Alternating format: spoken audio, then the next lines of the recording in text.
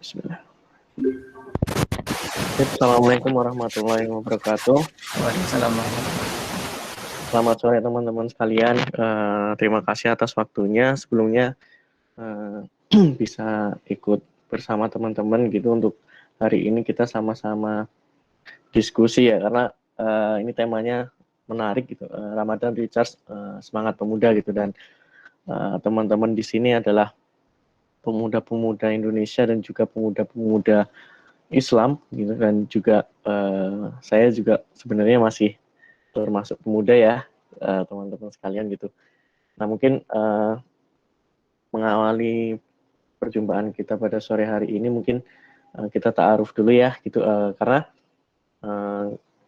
kalau kita tidak kenal kan maka kita ta'aruf dulu gitu, alias untuk memperkenalkan diri, dan juga nanti harapannya bisa menjadi saudara gitu, saudara seiman, saudara seagama, dan juga mungkin kedepannya bisa saling bahu-membahu ketika ada permasalahan gitu. Baik, tadi sedikit sudah dijelaskan oleh MC gitu, bahwasanya nama saya Gatot Suka Darmawan.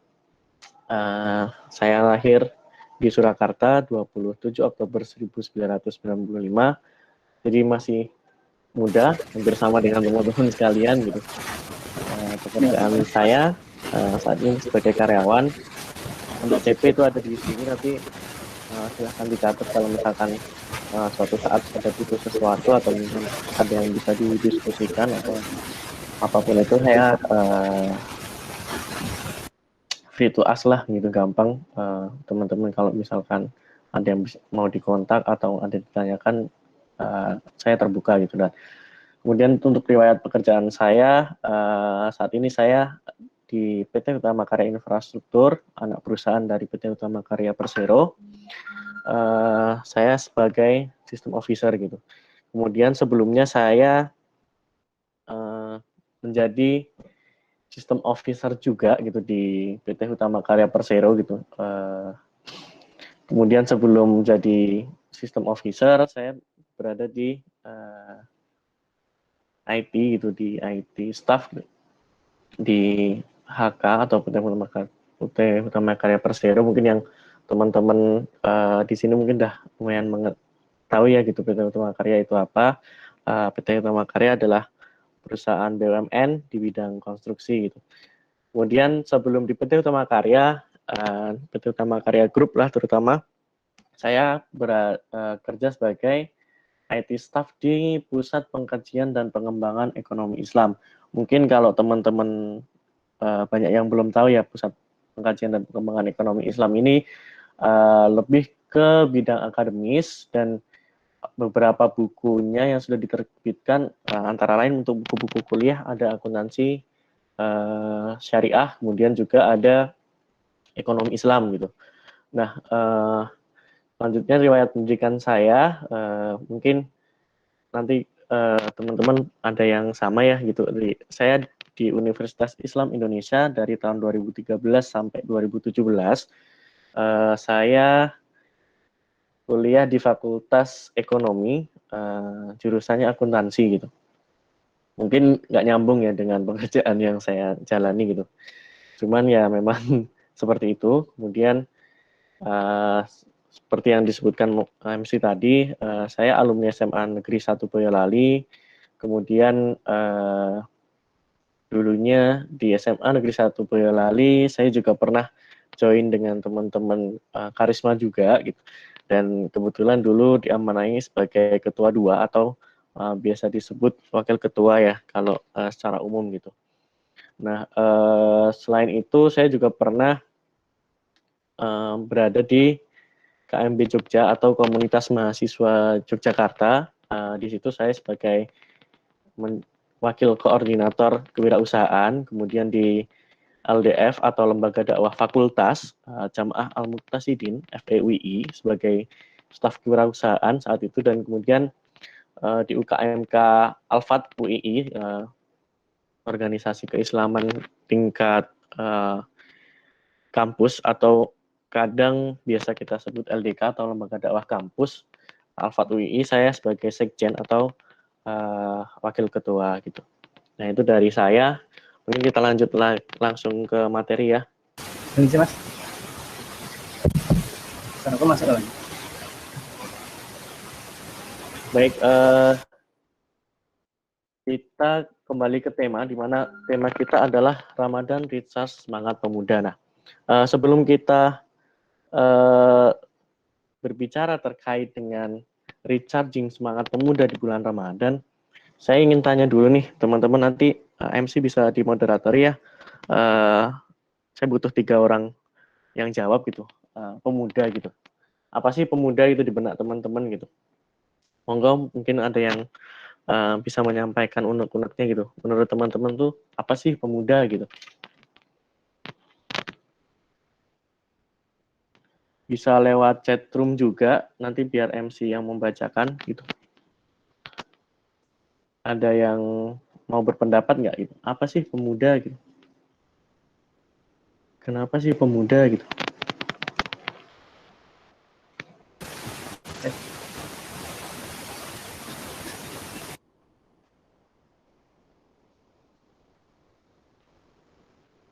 Ada yang mau berpendapat?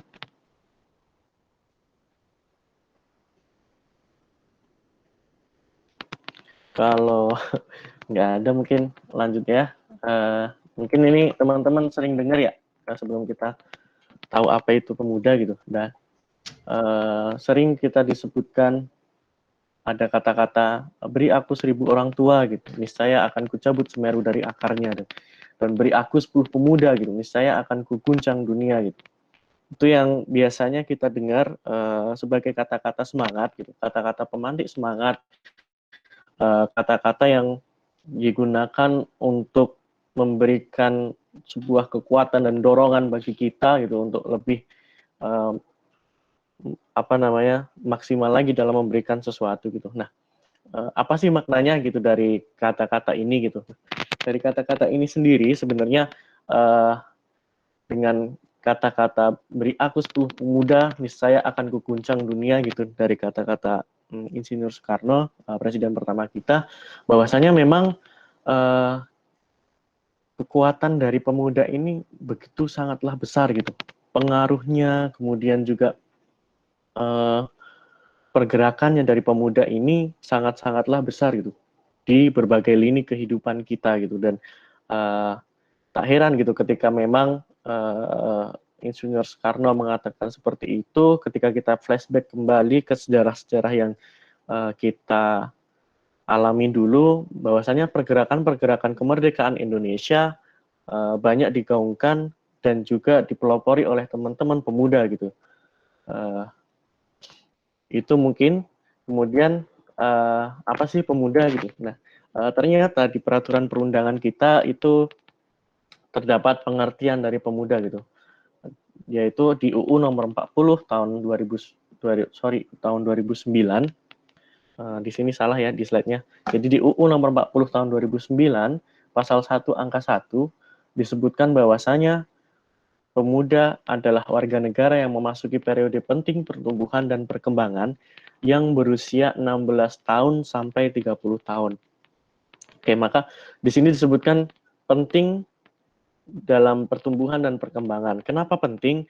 Karena di usia ini, di usia 16 sampai 30 tahun ini, teman-teman pemuda itu merasakan masa-masa di mana teman-teman mulai membentuk ideologi, kemudian mulai membentuk pemikiran, mulai membentuk arah geraknya gitu, dan lain hal sebagainya, sampai pada saat nanti dia mulai terfokuskan arah geraknya mau kemana, ideologinya mau ke arah mana gitu. Itu mulai-mulai pembangunan dan pembentukan sebuah ideologi pemikiran, arah gerak, dan juga nantinya sampai pada kematangan ideologi berpikir teman-teman gitu. Nah, kemudian di sini kita berbicara peran pemuda dulu gitu. Peran pemuda ada 2 yang saya tuliskan, peran pemuda bagi negara dan bangsa, kemudian juga peran pemuda untuk agama gitu. Nah, sebenarnya untuk negara dan agama ini banyak yang beririsan ya, terutama nanti yang di bagian negara. Itu ketika di bagian negara ada, biasanya di agama harusnya juga ada gitu. Makanya saya tidak mencantumkan banyak peran pemuda di agama karena harusnya sudah melebur dengan yang negara. Nah, yang pertama, peran pemuda bagi negara adalah agent of change. Tidak hanya di dalam negara, namun juga di dalam kehidupan beragama gitu. Agent of change, di mana teman-teman adalah penggerak roda utama perubahan, dan teman-teman di sini adalah orang-orang yang bisa mendobrak situasi yang ada gitu di masyarakat. Nah, mungkin kalau misalkan kita berbicara tentang agent of change, contohnya mungkin teman-teman sudah sering ya dengar di sejarah gitu terkait dengan reformasi 1998 di mana meruntuhkan orde lama menjadi orde baru. Nah, itu yang berperan aktif dan sangat banyak adalah teman-teman dari mahasiswa gitu sih. Sedangkan mahasiswa sendiri adalah teman-teman yang notabene adalah pemuda gitu. Nah, kemudian yang kedua adalah agent of control gitu, di mana teman-teman. Assalamualaikum, Mas. Mohon maaf menyela sebentar. Ini untuk slide PowerPoint-nya belum. Oh, oke. Sorry.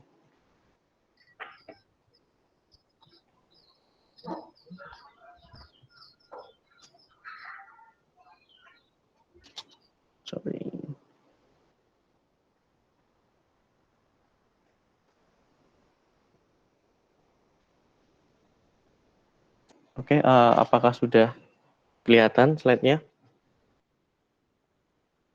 Oke, Mas, sudah. Oke, kita lanjut ya.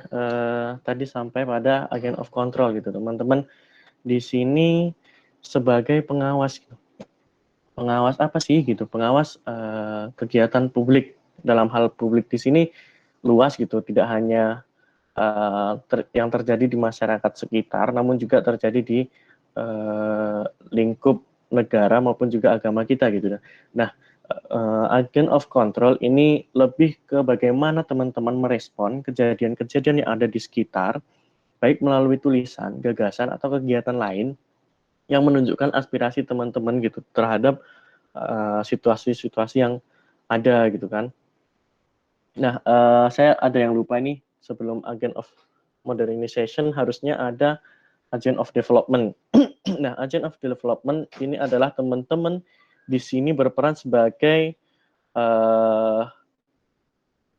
penggerak pembangunan negara secara menyeluruh berkaitan dengan eksistensi negara. Nah, ini berkaitan dengan upaya pengembangan potensi dan produktivitas yang ada pada diri generasi muda saat ini. Kemudian kalau misalkan pemuda-pemuda yang sudah bekerja, kayak misalkan saya dan teman-teman yang lain mungkin di luar sana, dia berperan dalam pembangunan fisik negara nih gitu. Kayak saya di infrastruktur, kita bergerak untuk membangun negara lebih baik secara fisik gitu. Kemudian nanti ada teman-teman yang bekerja di kegiatan-kegiatan non fisik gitu. Kalau teman-teman mahasiswa mungkin atau pelajar lebih ke bagaimana mengembangkan potensi diri dan produktivitas untuk teman-teman sendiri gitu kan. Nah, kemudian yang keempat itu adalah agent of modernization, di mana teman-teman di sini itu berfungsi untuk menganalisa perubahan yang ada dan memberikan dampak bagi kehidupan di masyarakat. Teman-teman di sini menganalisa dan juga memfilter mana yang baik, mana yang tidak, mana yang harus diambil, mana yang tidak, mana yang harus diikuti dan mana yang tidak gitu. Itu teman-teman sebagai agent of modernization. Nah, yang selanjutnya adalah meningkatkan dan membangun keilmuan dan pendidikan. Kita mau ngomongin agent of change, kita mau ngomongin agent of control, kita mau ngomongin agent of development dan agent of modernization, kalau teman-teman tidak memiliki ilmu yang sepadan atau juga ilmu yang baik, itu juga tidak akan memberikan dampak yang besar ketika teman-teman berperan di hal-hal tersebut di atas. Maka teman-teman perlu meningkatkan dan membangun keilmuan baik pada diri sendiri maupun juga di sekitar kita gitu. Itu karena belajar itu adalah sebagai dasar gitu untuk melakukan sesuatu gitu.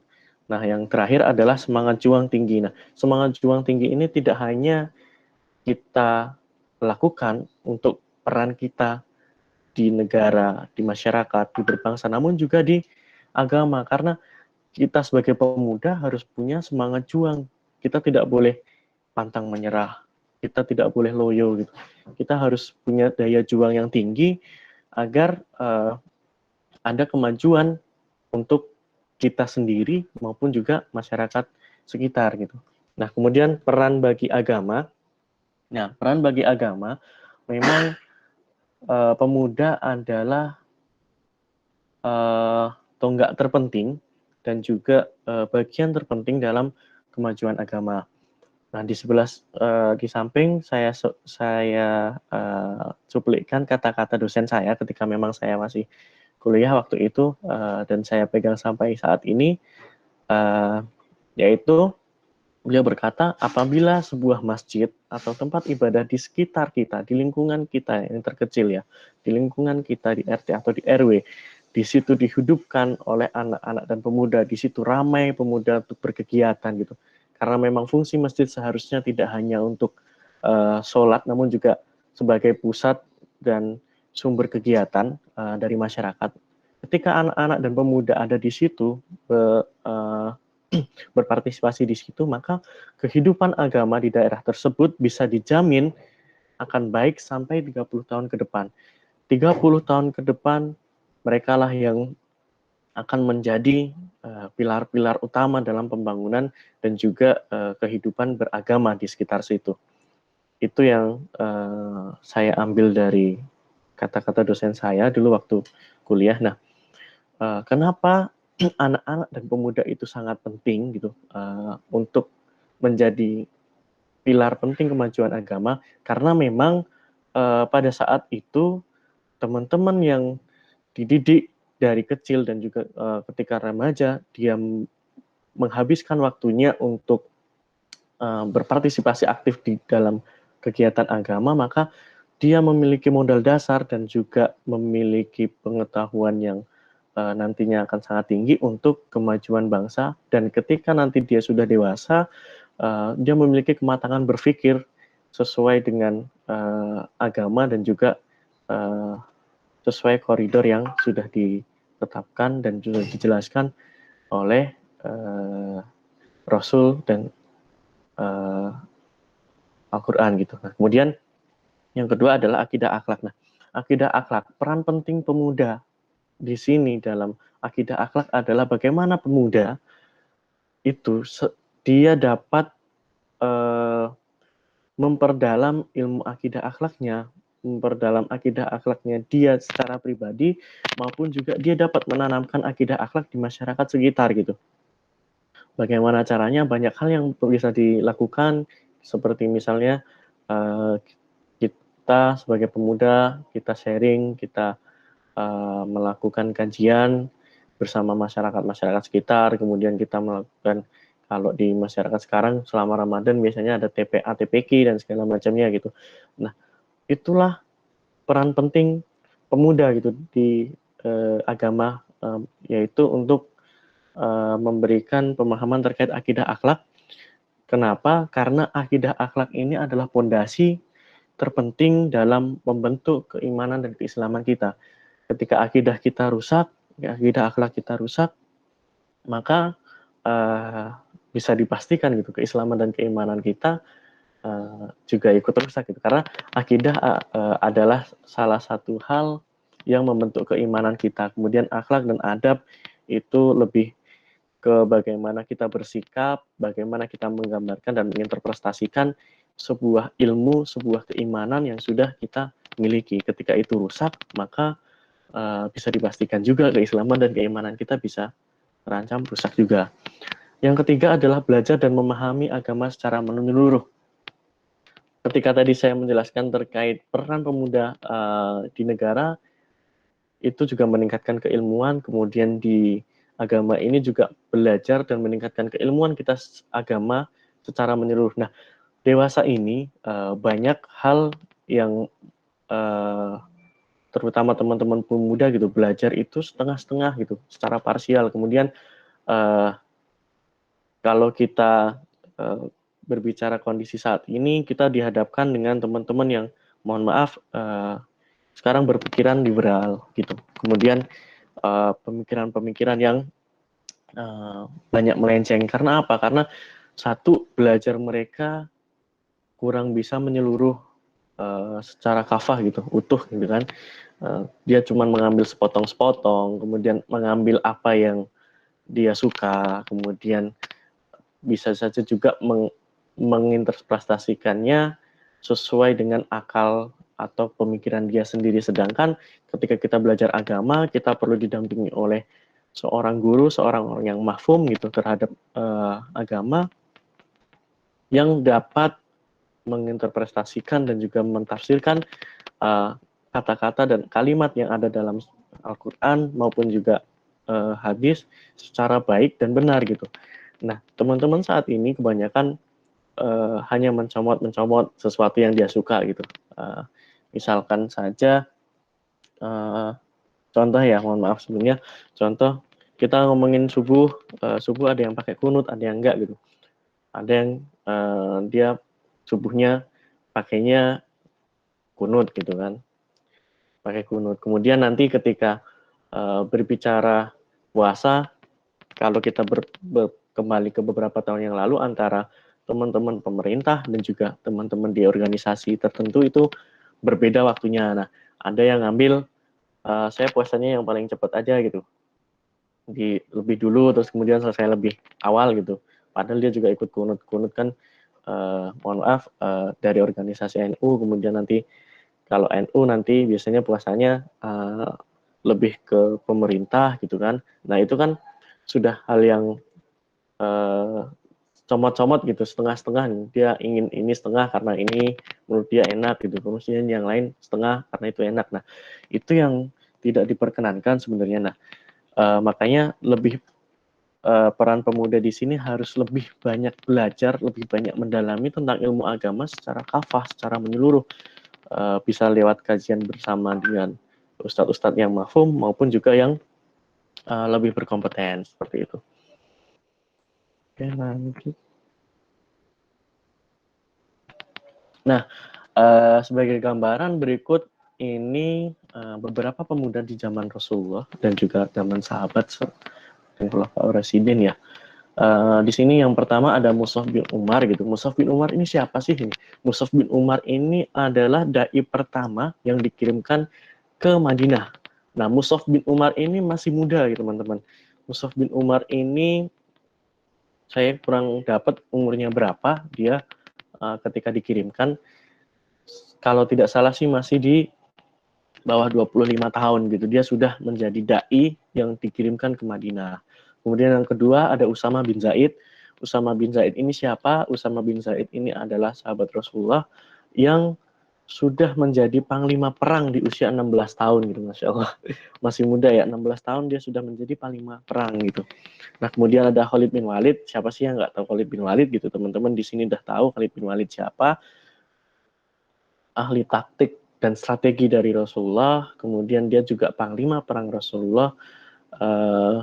Yang saya dapat itu dia menjadi panglima perang dan juga ahli taktik Rasulullah di umur yang masih muda gitu. Kalau umur pastinya saya nggak dapat gitu. Kemudian ada Umar bin Abdul Aziz gitu. Umar bin Abdul Aziz ini siapa? Umar bin Abdul Aziz ini adalah Khulafaur Rasyidin yang kelima gitu, dan dia dikenal dengan keadilan dan juga kebijaksanaannya dia dalam memimpin, dan dia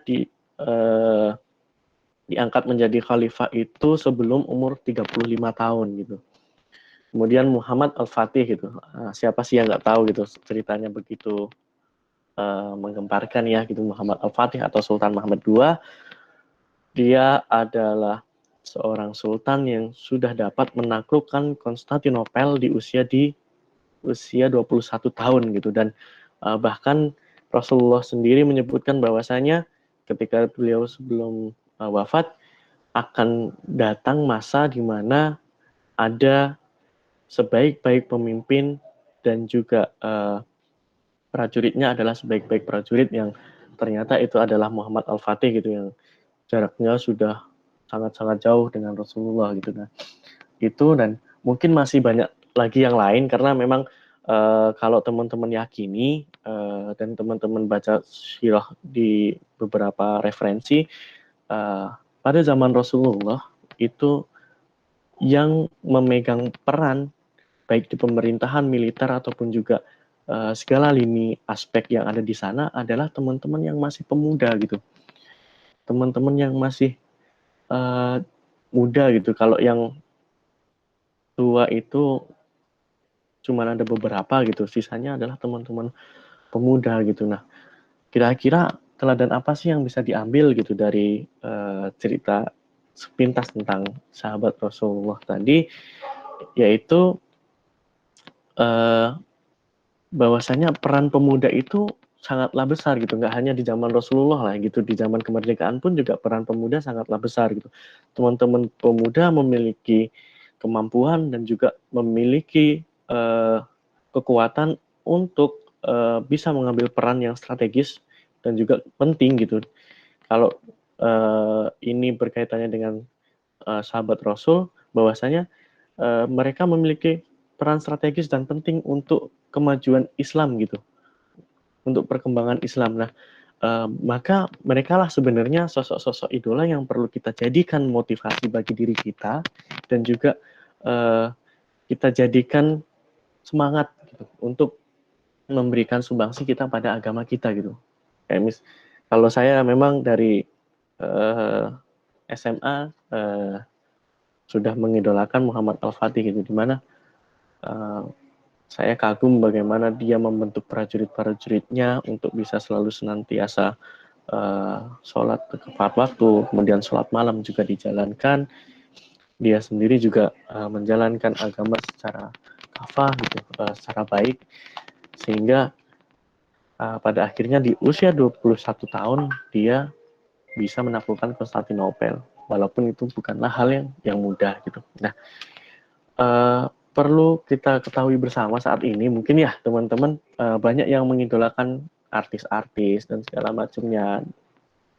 Cobalah kembali kita tengok gitu ke kajian sirah kita gitu, bahwasanya ternyata sahabat-sahabat Rasulullah ini keren-keren loh gitu, hebat-hebat gitu, di umur yang muda mereka bisa mengukirkan prestasi yang begitu besar. Nah, itu coba ditelisik lagi nanti teman-teman, bisa nggak gitu kita merubah idola kita sesuai dengan ajaran kita gitu. Maksudnya kita selaku orang muslim, kemudian kita mengimani Rasulullah SAW, di situ kita juga banyak sahabat-sahabat yang bisa kita jadikan motivasi nih untuk diri kita sendiri gitu. Dah itu nanti semoga bisa menjadi motivasi teman-teman gitu, untuk lebih semangat gitu sebagai pemuda.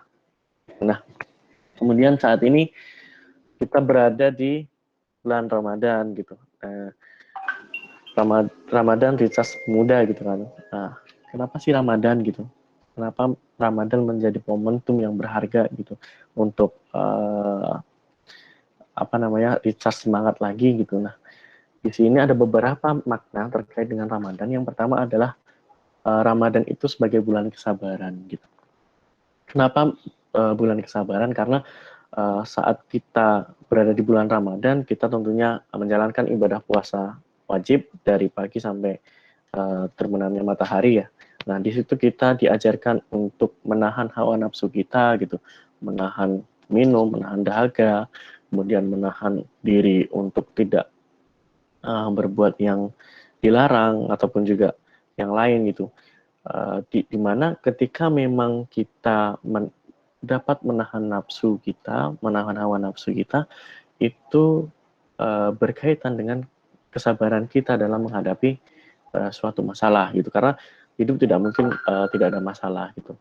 Nah, kemudian yang kedua yaitu bulan turunnya Al-Quran. Nah, seperti yang kita tahu bersama bahwasanya Al-Quran diturunkan dan diberikan kepada Rasulullah SAW pada tanggal 17 Ramadan.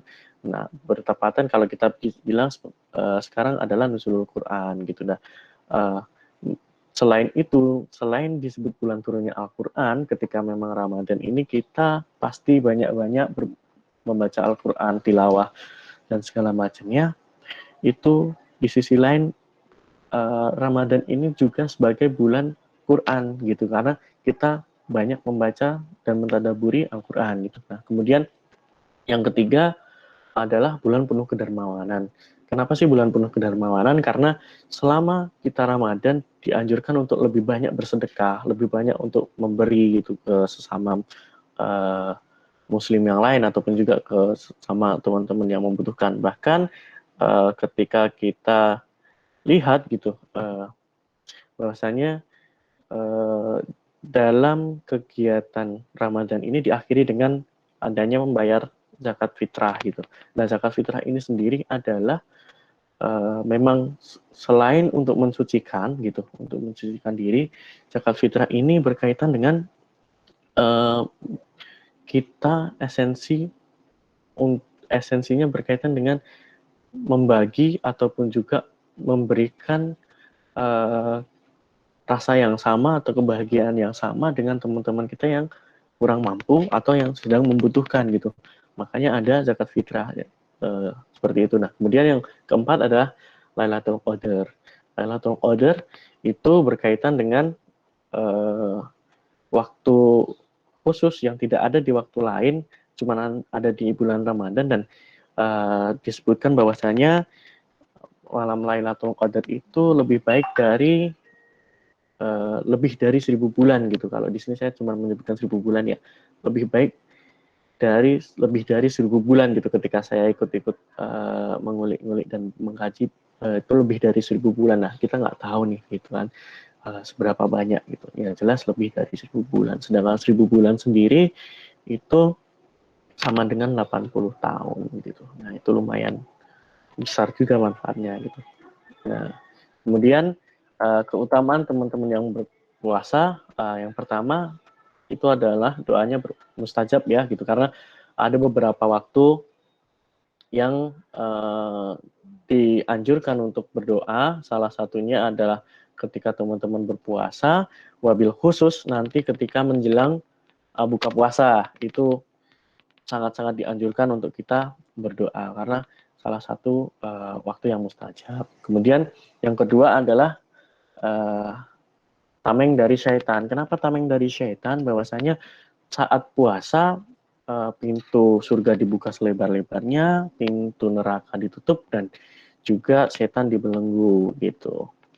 Kemudian yang ketiga adalah ampunan dari Allah gitu. Dah memang dari hadis riwayat Bukhari kita itu kalau misalkan bisa ditafsirkan ketika kita berpuasa maka Allah akan memberikan banyak pengampunan dan juga kesempatan kita untuk bertobat gitu. Nah, kesempatan kita untuk bertobat ini memang ada di bulan puasa, dibuka selebar-lebarnya.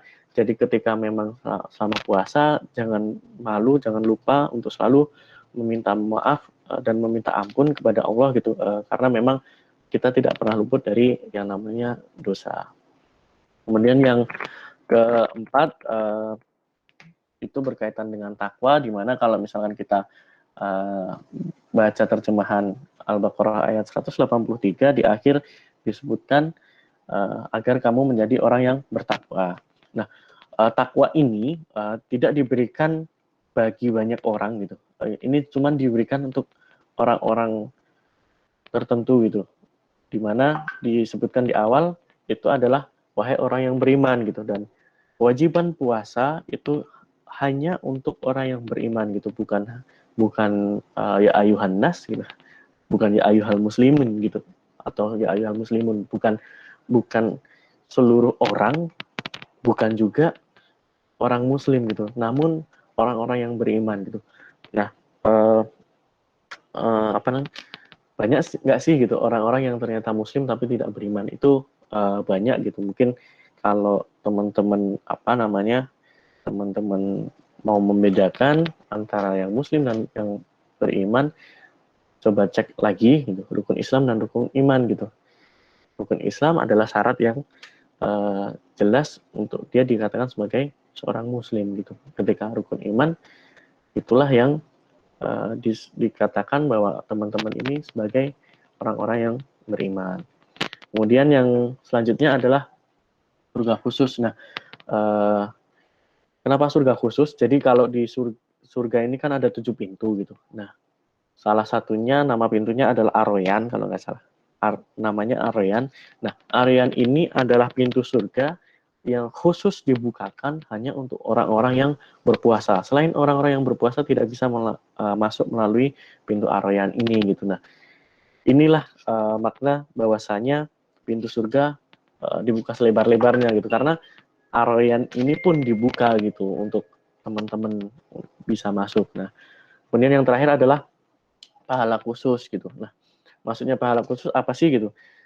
Puasa Ramadan itu tidak pernah disebutkan nilai pahalanya.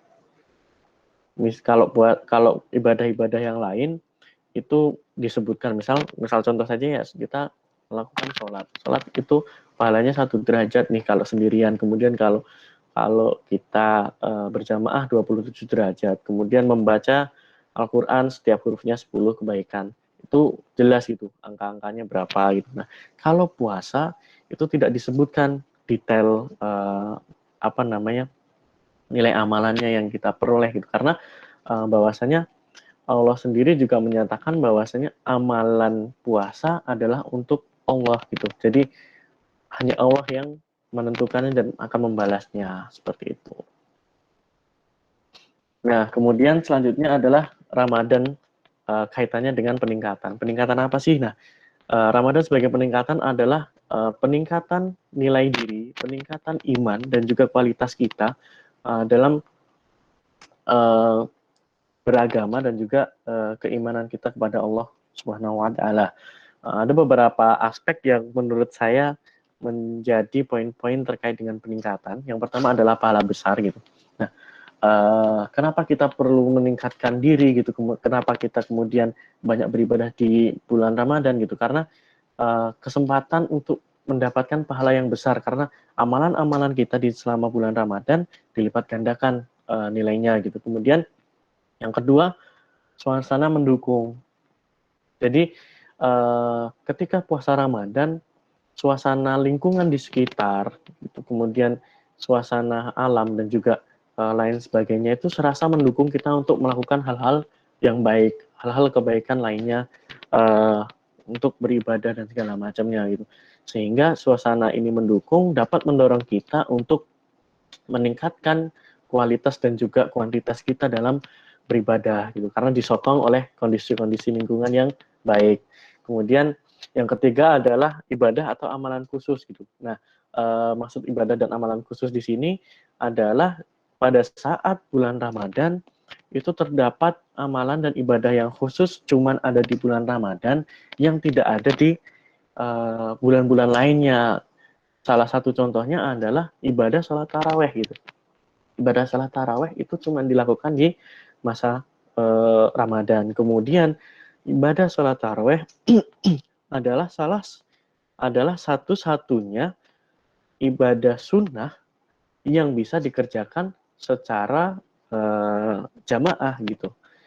Karena kalau misalkan kita mencoba mengulik lagi terkait dengan perintah, contoh sholat sunnah tahajud, kemudian uh, sholat sunnah duha, itu dianjurkannya adalah kita sholat sendiri gitu, tidak secara jamaah. Namun ketika kita berbicara taraweh, itu kita sholatnya secara jamaah gitu, bareng-bareng gitu. Nah, itu satu-satunya sholat sunnah yang dianjurkan untuk dilakukan secara jamaah. Kemudian yang keempat adalah hikmah. Hikmah di sini adalah dari setiap aktivitas yang kita lakukan selama bulan Ramadan itu rasa-rasanya banyak hikmah yang kita dapat, kemudian banyak pembelajaran yang kita dapat dengan banyaknya satu kajian, majelis ilmu, kemudian yang kedua dengan aktivitas-aktivitas yang kita lakukan sendiri, itu ternyata selama Ramadan memberikan rasa yang memberikan rasa yang untuk diri kita sendiri itu rasanya enak gitu, bahwasanya oh rasanya nyaman, rasanya tenang gitu. Kemudian nanti muncul hikmah-hikmah secara sendiri gitu yang bisa kita tadaburi sendiri gitu. Nah, itu setiap orang mungkin berbeda-beda ya dalam mendapat hikmahnya gitu. Nah, kita lanjut terkait dengan pemuda dan Ramadan gitu. Kenapa pemuda dan Ramadan itu sangat berkaitan? Mungkin kalau misalkan kita lihat kata-kata di bawah ini diriwayatkan oleh Abu Hurairah dari Nabi Shallallahu Alaihi Wasallam bersabda, ada 7 orang yang akan menaungi yang Allah naungi dan dinaungi oleh Allah pada saat hari akhir nanti. Yang pertama adalah seorang pemimpin yang adil. Yang kedua ini adalah seorang pemuda yang tumbuh dan beribadah kepada Allah yang Maha Kuasa dan Maha Agung gitu. Nah, yang kedua ini yang berkaitan dengan pemuda. Kemudian yang ketiga, seorang pria yang hatinya melekat pada masjid gitu. Kemudian 2 orang yang mencintai karena Allah, bertemu karena Allah dan berpisah karena Allah.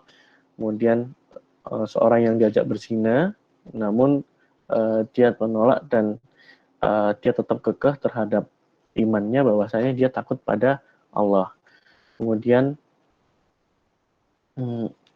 orang yang beramal namun dia menyembunyikannya. Seperti hanya kalau kita sering dengar adalah ketika kita beramal dengan tangan kanan, jangan sampai tangan kiri kita tahu gitu apa yang kita amalkan. Kemudian yang terakhir adalah orang yang berzikir kepada Allah dalam kesendirian hingga meneteskan air mata.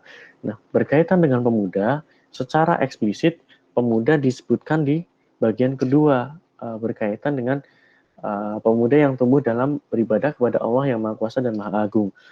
Kemudian ketika kita berbicara pemuda secara intrinsiknya, itu nanti di poin-poin bawah pun pasti berkaitan. Karena di poin selanjutnya ada seorang pria yang hatinya melekat pada masjid. Di situ cuma disebutkan pria. Pria bisa muda, bisa dewasa, gitu, bisa masih anak-anak, gitu, masih artinya sangat luas gitu kan. Nah, selain itu juga kaitannya pemuda dan Ramadan ini, kalau kita coba maknai lagi, bahwasanya yang sering kita dengar adalah manfaatkanlah waktu mudamu sebelum waktu tua gitu kan. Di sini berarti peran pemuda sangatlah penting. Nah, kaitannya dengan Ramadan apa? Kaitannya dengan Ramadan adalah bagaimana pemuda bisa menjadikan momentum Ramadan ini sebagai peningkatan diri, kemudian juga sebagai aktivasi diri untuk lebih baik, untuk lebih beriman, dan juga untuk lebih bermanfaat bagi bangsa dan negara maupun juga agama kita secara kafah gitu. Nah, mungkin selanjutnya adalah berkaitan dengan yang saat ini sering terjadi ya di masyarakat kita gitu. Karena memang pemuda itu masih bergejolak juga gitu. Ada beberapa hal yang mungkin terjadi di lingkungan sekitar kita. Yang pertama terkait dengan kesalahan. Nah, kesalahan dari pemuda dalam berpuasa yang pertama adalah tidur setelah sahur. Kenapa tidur setelah sahur? Ketika kita masih muda, masih yang menggebu-gebu gitu kan, terkadang kita jam 3 udah bangun gitu, atau jam setengah 3 sudah bangun, kemudian kita makan sahur gitu. Setelah makan, kemudian teman-teman langsung lanjut tidur gitu, sehingga ada kemungkinan kita melewatkan waktu subuh, sedangkan anjurannya Rasulullah sendiri kan sudah menyunahkan kita untuk mengakhirkan sahur.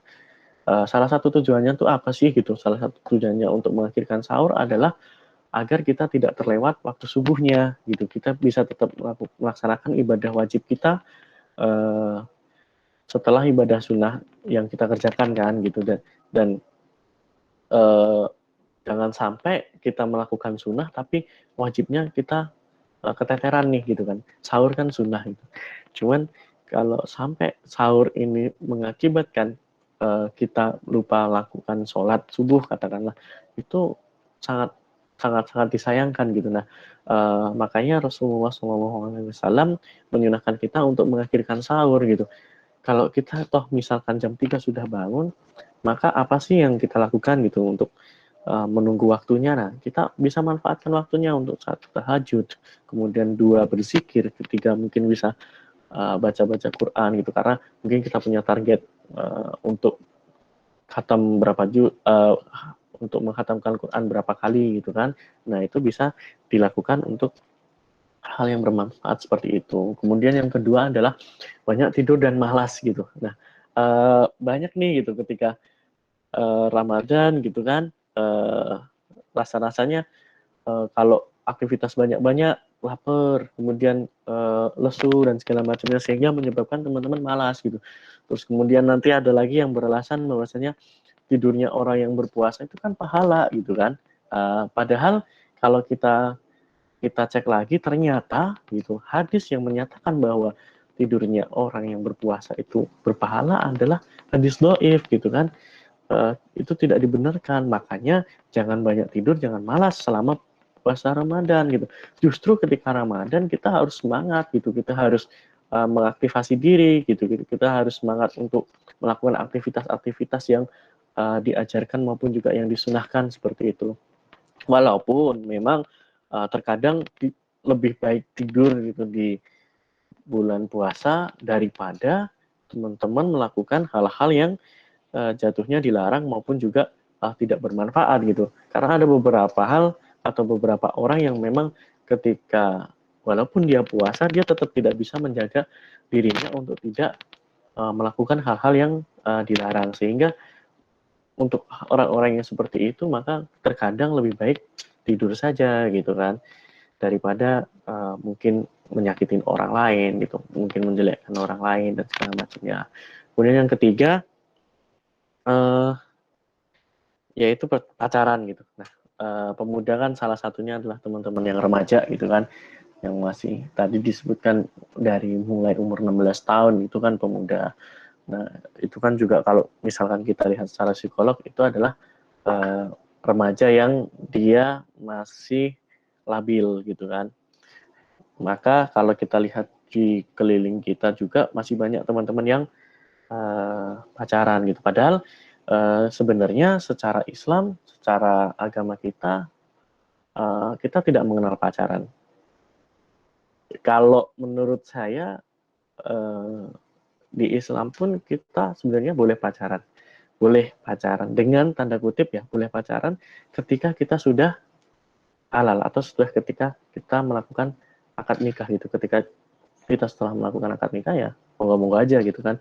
Namun di sini kan kita kalau apa namanya berbicara terkait dengan pacaran gitu kan, kita kan sudah diperintahkan oleh Allah untuk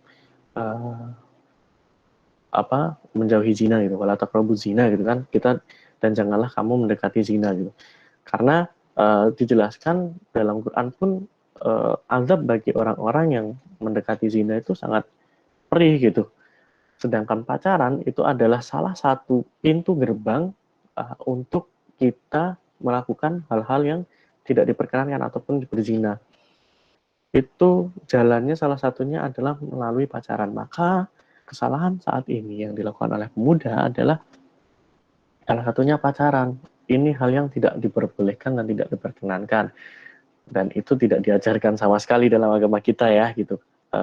Kalau misalkan ada ya silahkan nikah gitu kan, nggak pacaran gitu. Cuman ada yang berpendapat ya pacaran itu ya habis nikah gitu. Ya itu masalah bahasa lah gitu kan. Ya pada intinya adalah kita tidak diperkenankan pacaran dalam agama kita gitu. Yang kita tahu ya nanti prosesnya adalah menikah, setelah menikah monggo terserah gitu kan.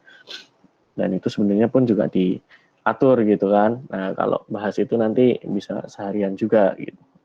Ada sesinya sendiri mungkin gitu. Nah yang keempat adalah mementingkan buka puasa. Maksudnya mementingkan buka puasa apa sih gitu? Terkadang kita sudah puasa dari pagi sampai maghrib gitu kan. Terus kemudian udah buka nih, nah kemudian kita merasa waktu berbuka itu adalah waktu untuk melampiaskan hawa nafsu ataupun juga kelaparan yang kita rasakan dari pagi sampai petang gitu. Nah itu yang salah. Karena apa? Karena ketika teman-teman berbuka kemudian langsung makan ini, makan itu, makan yang banyak, pengen ini, pengen itu, akhirnya nanti yang terjadi adalah satu, sholat maghrib kita keteteran. Kemudian nanti ketika sudah seperti itu, waktu-waktunya taraweh kekenyangan nih, terus kayak yang aduh perutnya sakit dan segala macam gitu. Akhirnya tarawehnya juga kedodoran gitu kan. Nah itu yang tidak diperkenankan. Mungkin saya juga dulu mengalami hal yang sama gitu, ketika buka puasa, oh makan ini makan itu gitu. Namun untuk saat ini mungkin yang bisa saya sharing ke teman-teman adalah waktu berbuka digunakan sebisa mungkin ya hanya untuk membatalkan puasa. Jadi tidak langsung untuk makan besar dan segala macamnya. Karena apa? Karena kondisi perut kita itu kosong dari pagi sampai malam gitu kan. Kalau kita langsung banyak makan gitu, takutnya asam lambung naik gitu. Nah kalau yang saya lakukan saat ini paling minum, kemudian kurma 3 biji, kemudian sholat gitu. Sholat, kemudian nanti baca tilawah Quran gitu sampai isya, ataupun kemudian juga langsung taraweh, baru nanti makannya setelah taraweh gitu. Itu yang saya lakukan saat ini gitu kan. Kalau dulu ya memang maghrib nih gitu, udah buka makan itu yang sebenarnya salah gitu. Kemudian yang kelima adalah melupakan ibadah wajib. Nah ini kalau teman-teman cek di luar banyak nih yang sedang membahas juga gitu melupakan ibadah wajib. Nah maksudnya melupakan ibadah wajib apa sih? Kita melakukan puasa namun kita ternyata lalai dalam melaksanakan ibadah sholat. Ini sedang banyak dibahas di luar gitu. Kemudian kalau misalkan kita berkaji lagi, coba saya cuplikkan bahwasanya ini berkaitan dengan surat At-Taubah ayat 54, di mana amalan sedekah kita tidak akan diterima ketika kita, salah satu alasannya ya, ketika kita bermalas-malasan dalam melaksanakan sholat. Itu yang saya coba dapat dan coba dengarkan tafsirnya dari beberapa ustadz ya. Seperti itu. Jadi amalan sedekah kita tidak diterima ketika kita dalam melaksanakan sholat itu bermalas-malasan atau tidak sungguh-sungguh dalam melaksanakan ibadah sholat. Gitu. Nah, di sini ditekankan bahwasanya bermalas-malasan ataupun juga tidak sungguh-sungguh dalam melaksanakan sholat saja, itu teman-teman sedekahnya nggak diterima, apalagi teman-teman yang bersedekah atau beramal soleh tapi nggak sholat gitu. Nah, terutama konteksnya saat ini adalah berpuasa. Teman-teman berpuasa namun tidak sholat, akan sangat disayangkan gitu. Yang didapat mungkin hanya haus dan lapar gitu. Itu sangat disayangkan. Nah, makanya perlu diingatkan lagi, tugas kita bersama untuk mengingatkan teman-teman yang lain untuk senantiasa menjaga dan mendirikan sholatnya gitu.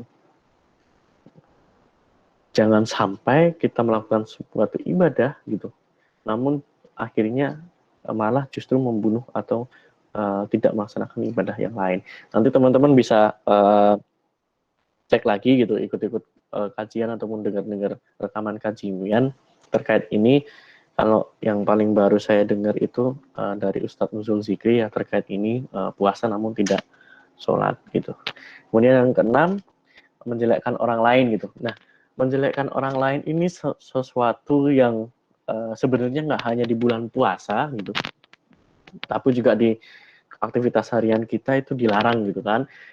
Namun ya kalau kita lihat di lingkungan kita, menjelekkan orang lain, ngomongin orang lain itu siapa sih yang apa namanya yang nggak pernah luput dari ini gitu. Ini salah satu godaan syaitan yang sangat mudah dimasukkan ke teman-teman atau ke orang-orang gitu. Nah, menjelekkan orang lain di sini saya tulis penuh dengan dosa. Kenapa penuh dengan dosa? Mau benar dia berdosa, mau salah dia berdosa. Kenapa?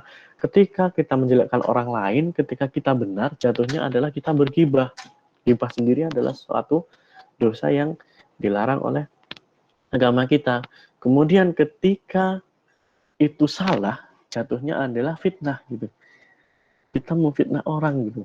Jatuhnya dosa juga, dosa besar, dan efeknya panjang. Dan khusus dosa-dosa yang berkaitan dengan hablum minanas, hubungan kita dengan orang gitu, itu tidak akan diampuni tobatnya selama orang yang bersangkutan tidak memaafkan kita. Jadi kalau ibadah-ibadah ataupun dosa-dosa yang hubungannya hablum minallah, kita hanya perlu sholat tobat, bersungguh-sungguh untuk meninggalkan hubungan kita sama Allah, kita sama Allah juga sholat tobat dan segala macam, maka dosa kita insya Allah diampuni gitu, karena itu hak prerogatif Allah ya, dosa kita diampuni. Tapi ketika hubungannya dengan manusia, hablum minannas, ketika kita bertobat, maka tidak serta-merta dosa kita diampuni, karena orang yang berkaitan dengan kita harus juga sama-sama ridho dan memaafkan, itu baru Allah mau mengampuni gitu. Nanti coba dilihat rujukan yang lain ya teman-teman. Kemudian yang ketujuh adalah olahraga lupa waktu. Ini biasanya teman-teman cowok nih ya, puasa gitu kan, pinginnya tetap olahraga, futsal dan segala macamnya, biasanya dilakukan malam-malam gitu. Karena bahkan saya pun di kantor juga masih diajakin futsal selama Ramadan gitu kan. Namun yang perlu diingat adalah, yang pertama adalah waktu gitu. Jangan sampai kita ingin berolahraga, ingin menyehatkan tubuh kita, namun kita pada akhirnya lupa untuk satu yang kemungkinan terjadi adalah waktu sholat tertabrak gitu. Karena mungkin kadang teman-teman mengajak kita untuk futsal dan segala macam olahraga yang lainnya, ternyata pada waktu beribadah. Yang kedua adalah ketika selesai beraktivitas olahraga, itu jangan sampai kita terlewat. Resikonya adalah terlewat karena kita kecapean segala macamnya, akhirnya ketiduran, nggak sholat segala macam. Nah, maka perlu dijaga teman-teman adalah ketika kita mau olahraga adalah perhatikan waktunya. Perhatikan waktunya, apakah waktu yang dilaksanakan itu menabrak waktu sholat, dan sebisa mungkin sebelum melakukan aktivitas kita sudah melakukan ibadah sholat gitu. Itu yang terkait dengan olahraga. Yang terakhir adalah terkait tidak patuh dengan orang tua. Ini berkaitan dengan rasa malas tadi. Ketika puasa kita malas-malasan, maka ketika teman-teman di sini kan mungkin masih banyak yang sama orang tua ya gitu, belum berumah tangga, jadi masih dengan orang tua. Ketika orang tua minta bantuan ini, minta bantuan itu, teman-teman karena malas, kemudian cuma tidur-tiduran, nggak dilaksanakan. Kemudian kadang ada yang sibuk dengan HP, dengan gadget, kemudian tidak melaksanakan ibadah gitu, hanya melakukan aktivitas keduniawian. Namun ketika orang tua meminta itu tidak dilaksanakan, itu jangan sampai. Nah, kemudian berkaitan dengan kalau tadi kesalahan, gimana sih maksimalin Ramadan kita nih? Karena ini momentum kita ya untuk meningkatkan kapasitas diri kita. Maka dari saya ada beberapa tips. Yang pertama itu tetapkan goals gitu. Apa yang ingin kita capai nih selama Ramadan ini gitu. Kita tetapkan. Oh, aku pengen sekian gitu. Misalkan aku pengen khatam 3 kali gitu. Terus kemudian aku ingin menjaga tahajud selama sebulan penuh dan segala macamnya. Kita perlu tetapkan goals gitu. Kenapa perlu tetapkan goals? Agar kita lebih terarah gitu. Kita mau kemana sih gitu. Itu yang penting pertama. Yang kedua adalah tetapkan strateginya. Langkah-langkah strategis apa sih dalam mencapai goalsnya tadi? Misalkan aku mau khatam 3 kali, maka setiap harinya aku harus baca berapa sih gitu.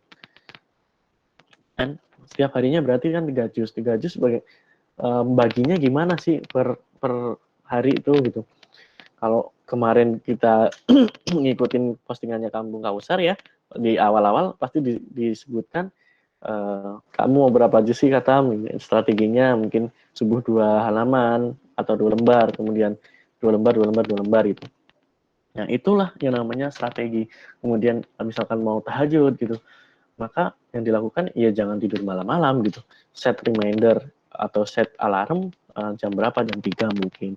Dan segala macamnya strategi-strategi lain yang setiap orang pun berbeda strateginya. Yang ketiga adalah monitoring dan mutabaah. Kenapa monitoring dan mutabaah ini penting? Gitu. Monitoring dan mutabaah ini penting berkaitan untuk kita mengetahui diri kita nih. Oh, aku setiap hari ngisi gitu kan.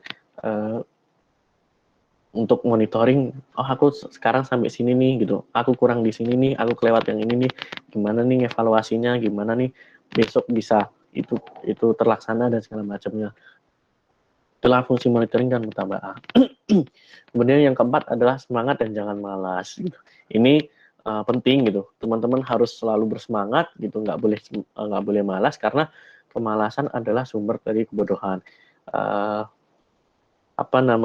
Imam Syafi'i pun pernah menyatakan, nanti redaksi aslinya coba dicek sendiri ya. Imam Syafi'i pernah menyatakan bahwasanya jika kita tidak mau berperih-perih dalam belajar, maka selamat untuk berkutat ataupun juga merasakan pahitnya kebodohan gitu. Nah, malas ini adalah salah satu sumber kebodohan. Karena apa? Ketika kita malas, maka semangat untuk belajar, semangat untuk melakukan aktivitas itu tidak ada gitu. Sehingga kita tidak ada kesempatan untuk meningkatkan kualitas diri kita. Kemudian yang kelima, belajar dan mengkaji gitu. Nah, saya selalu selipkan kata belajar ya dari awal tadi. Kenapa? Karena belajar itu sangatlah penting dan teman-teman masih muda, manfaatkanlah waktu mudamu sebelum waktu tua. Ketika masih muda, ketika diajak belajar, maka badan gitu, tubuh kita, otak kita maupun juga hati kita lebih bisa menerima dibandingkan dengan ketika kita nanti sudah tua. Dalam suatu kajian saya sempat mendengarkan juga bahwasanya pemuda adalah tempat yang paling baik, yang paling bagus untuk kita belajar dan mendalami ilmu-ilmu, terutama ilmu agama. Karena apa? Ketika nanti kita sudah tua, kita ingin belajar, itu akan sangat sulit. Kenapa? Karena mungkin dosa kita sudah menumpuk gitu kan, kemudian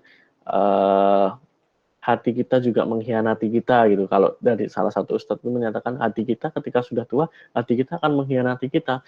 Dia tidak akan mudah untuk melaksanakan belajar atau melaksanakan perubahan-perubahan karena hati kita sudah nyaman dengan apa yang kita lakukan dari semasa kita muda. Maka ketika kita muda, biasakanlah untuk belajar dan mengkaji agar kapasitas diri kita meningkat dan kita selalu terjaga berada di koridor yang seharusnya.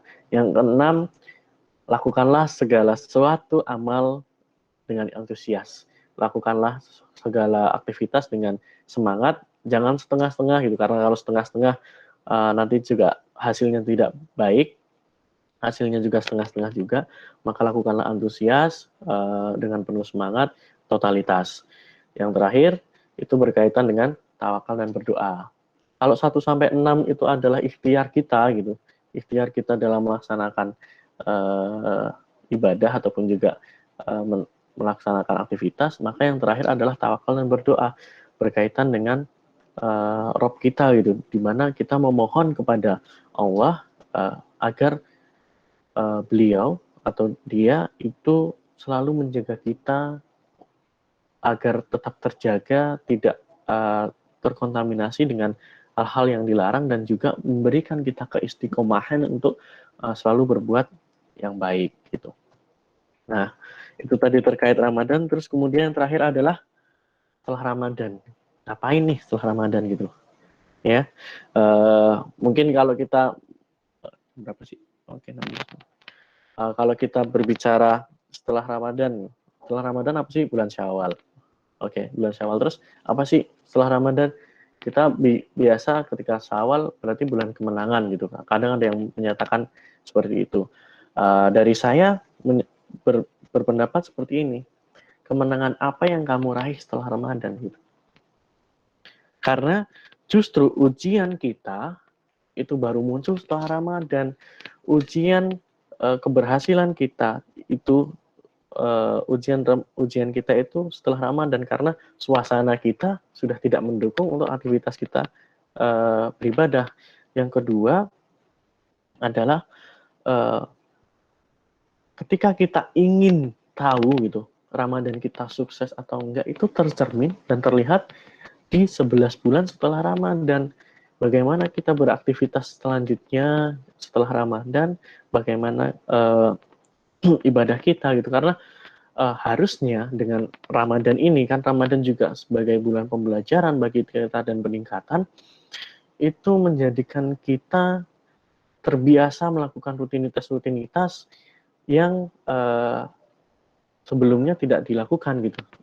Kita terbiasa melakukan rutinitas dan menjadi habit gitu untuk melakukan ibadah. Nah, 11 bulan setelahnya itulah baru masa ujiannya. Apakah kita akan tetap bertahan atau kita gugur gitu. Nah, dari saya ada beberapa tips setelah Ramadan untuk kita jaga ya. Yang pertama adalah niat. Namal a'malu biniat gitu. Sesungguhnya segala amal itu berawal dari niat gitu. Nah, kita niatkan setelah Ramadan, kita niatkan lagi untuk melakukan aktivitas-aktivitas dan melakukan ibadah-ibadah sesuai yang dianjurkan oleh Allah Subhanahu wa taala dan Rasulnya. Kemudian yang kedua, kita tetapkan tujuan jangka pendek gitu. Kenapa menurut saya ini penting? Karena ketika kita membuat goals yang panjang dan juga tinggi gitu, takutnya kita di tengah jalan justru semangat kita kendor gitu. Ini terlalu berat gitu kan. Ini terlalu memberatkan buat saya gitu, dan kemudian ini terlalu lama. Maka kita perlu tetapkan tujuan jangka pendek kita gitu. Misalkan tujuan saya sebulan ini mau ngapain sih gitu. Biar meningkat, kemudian nanti bulan depan ngapain. Itu agar apa? Agar kita tetap terjaga nih semangatnya gitu. Semangat kita untuk lebih baik itu tetap terjaga. Namun juga kita tidak merasa terlalu terbebani gitu dengan apa yang ingin kita capai. Kemudian yang ketiga, lagi-lagi strategi ya, karena ini sangat penting kita buat ke langkah-langkah gitu. Apa yang kita harus kerjakan untuk mencapai tujuan.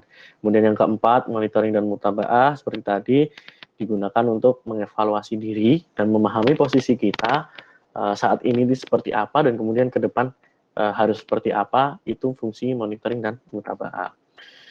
Kemudian yang kelima adalah perbarui niat gitu. Karena kan setelah Ramadan itu kan panjang gitu kan.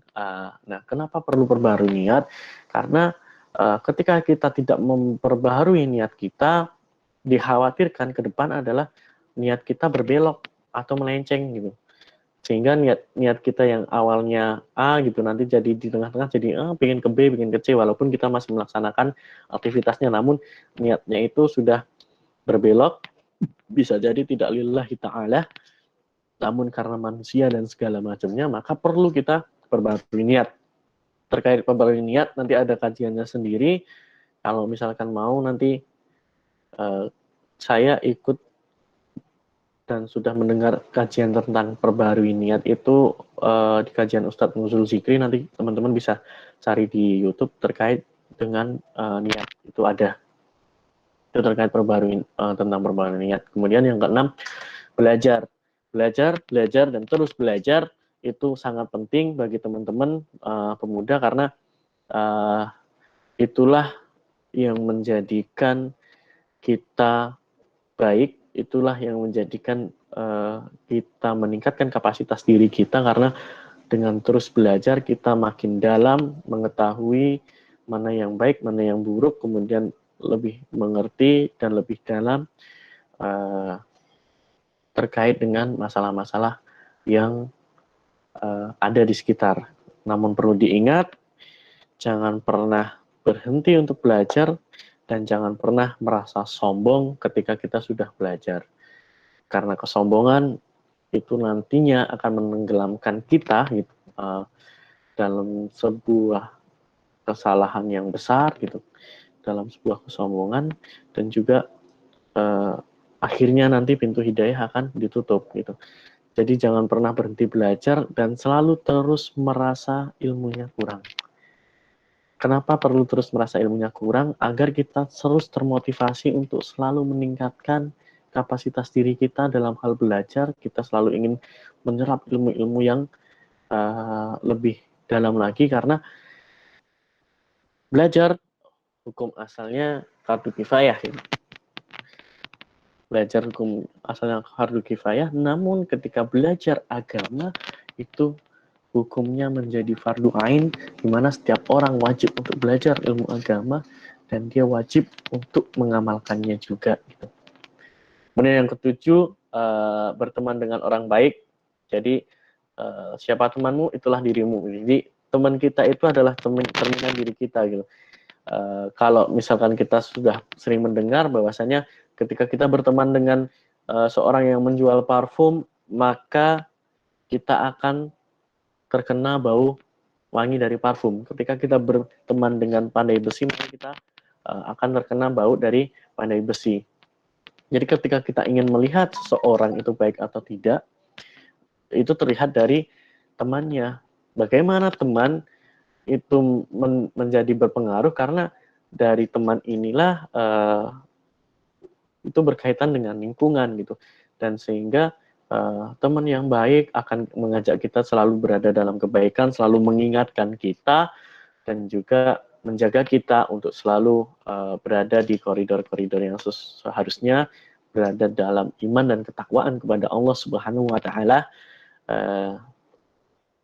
Namun kalau kita berteman dengan teman yang kurang baik, mohon maaf, nanti jatuhnya adalah kita juga akan ikut dijerumuskan ke dalam hal-hal yang tidak baik gitu. Mungkin itu. Kemudian yang terakhir adalah doa pada Allah. Jadi selalu libatkan Allah untuk segala hal gitu, agar kita selalu istiqomah untuk menjalankan aktivitas ibadah kita, dan agar Allah selalu memberikan kita petunjuk seperti itu. Mungkin dari saya ini saja. Jazakallahu khair. Billahi taufiq wal hidayah. Assalamualaikum warahmatullahi wabarakatuh. Waalaikumsalam warahmatullahi wabarakatuh. Oke.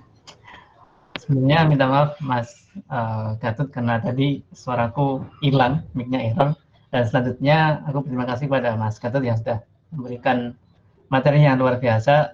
Itu kayak tadi itu aku ngikutin terus sambil aku simak, pas mau tanya udah terjawab, pas mau tanya udah terjawab di slide selanjutnya. Dan nanti mungkin ini ya Mas, mungkin sekalian tanya ke Mas Gatot, nanti minta PPT-nya buat dibagikan ke peserta. Kalau Oke, boleh. Boleh ya Mas. Oke. Terima kasih Mas. Jadi kalau dari aku udah mantap banget sih. Dan kalau dari teman-teman ada pertanyaan enggak? Karena 10 menit lagi ya kalau di waktu Indonesia bagian Boyolali, 10 sampai 15 menit lagi udah buka puasa. Kalau dari teman-teman ada pertanyaan apa enggak, silahkan. Mungkin 2 pertanyaan aja ya, yang satu untuk laki-laki, yang satu perempuan.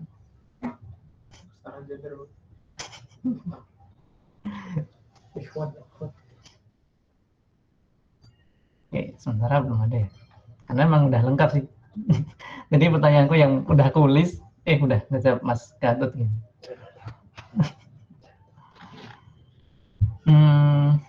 Tanya apa ya? Kalau nggak ada ya nggak usah dipaksain sih. Nggak usah diada-adain dulu.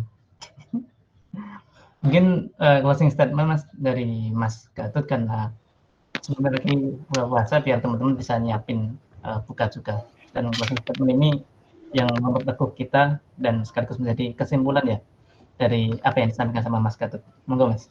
Oke, baik. Mungkin dari saya untuk teman-teman, jangan pernah berhenti untuk belajar, karena belajar ini sebagai dasar dan fondasi kita dalam melakukan aktivitas maupun juga beramal. Kemudian jangan pernah lupa untuk berdoa, karena dari strategi ataupun juga monitoring dan aktivitas lainnya, ketika kita tidak membarengi itu dengan doa kepada Allah untuk diberikan keistiqomahan dan juga diberikan hidayah, maka itu akan hilang. Kemudian kalau coba saya ingat-ingat dulu ya, ada pepatah yang untuk melengkapi ya, usaha tanpa doa itu namanya sombong gitu. Kemudian doa tanpa usaha itu kesalahan fatal bagi kita. Nah, itu yang perlu teman-teman jaga. Kita perlu berdoa, juga perlu berusaha, dan jangan lupa untuk selalu melandasi semuanya dengan belajar keilmuannya, agar kita tidak salah langkah dalam melaksanakan aktivitas. Itu aja sih. Mantap. Nanti izin aku coba tulis ulang terus jadiin quotes di IG-nya kamu Kautar ya, Mas? Boleh, boleh. Keren banget soalnya. Oke, makasih kepada Mas Gatot, jazakallahu khair atas waktu dan materi yang disampaikan. Dan sebelum kita tutup, kita percepat aja, mari kita buka kameranya kalau berkenan. Kita dokumentasi dulu, kalau mau aja. Ada yang mau open kamera? Kalau enggak ya udah perwakilan dari display picture-nya teman-teman.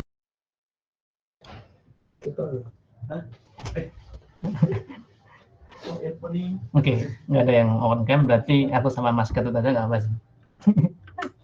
Siap-siap, senyum yang terbaik ya Mas. Oke, 1, 2, 3. Oke, satu kali lagi, 1, 2, 3. Oke, nanti tak pilih yang terbaik terus nanti aku upload. Dan cukup sekian dari acara kita pada sore hari ini. Sorry kalau rame-rame karena teman-teman pada nobar acara ini. Oke. Mungkin titip satu pesan kepada teman-teman ya sebelum ditutup. Karena yang saya jelaskan tadi, ketika kita berpuasa adalah salah satu waktu yang mustajab, dan paling mustajabnya adalah ketika menjelang berpuasa. Maka setelah ini teman-teman monggo silahkan untuk banyak-banyak berdoa nih menjelang berbuka gitu.